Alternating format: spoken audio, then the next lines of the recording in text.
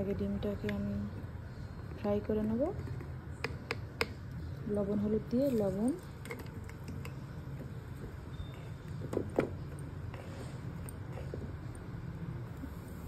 হলুদ দিয়ে ভালো করে ফ্রাই করে নেব ডিমটা।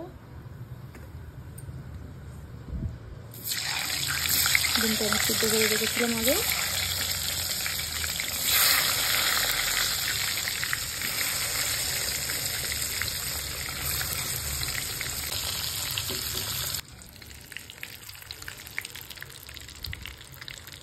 বাকি ডিমগুলো ভাজা হয়ে গিয়েছে। এই তেলে আলুগুলো ভেজে নেব হালকা করে।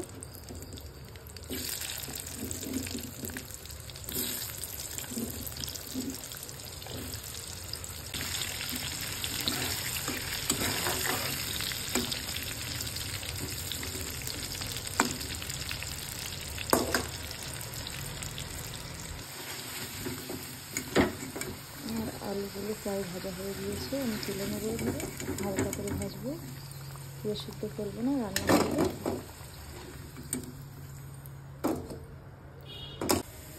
দিয়ে পেঁয়াজ কুচিটা দিয়ে দেবো।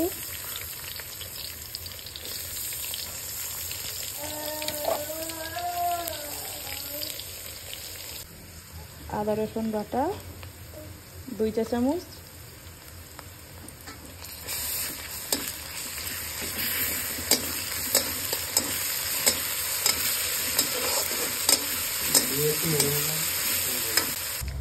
লবণ দিয়ে দিলাম স্বাদ মতো।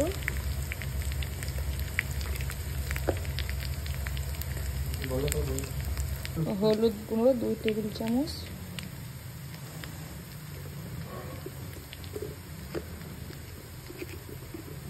লঙ্কা গুঁড়ো দিয়ে দিলাম।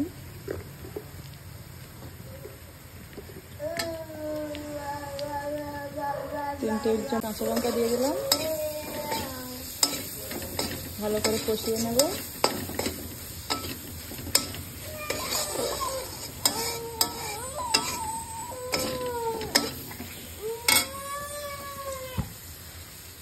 গরম মশলা গুঁড়ো, হালকা জল দিয়ে দেবো।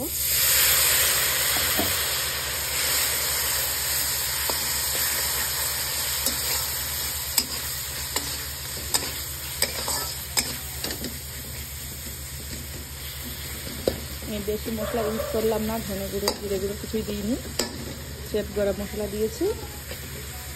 আপনারা চাইলে দিতে পারেন। আমি আলুটা দিয়ে দেব, ভেজে রাখা আলু সুন্দরভাবে নেড়ে নেব।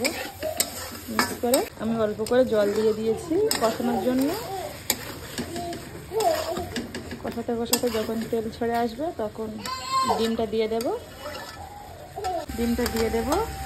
দিয়ে দিলাম। দিয়ে অল্প কষাবো, কষিয়ে জল দিয়ে দেবো। আমি কিন্তু বেশি কষাবো না, কষালে ডিমটা ভেঙে যাবে। এবার জল দিয়ে দেব।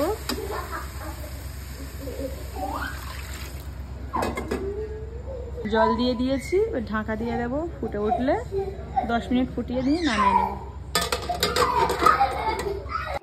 আমার ডিম আলু কষা কমপ্লিট, রান্না হয়ে গেছে।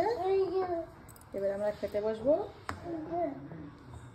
রেসিপিটা কেমন লাগলো কমেন্টে জানাবে।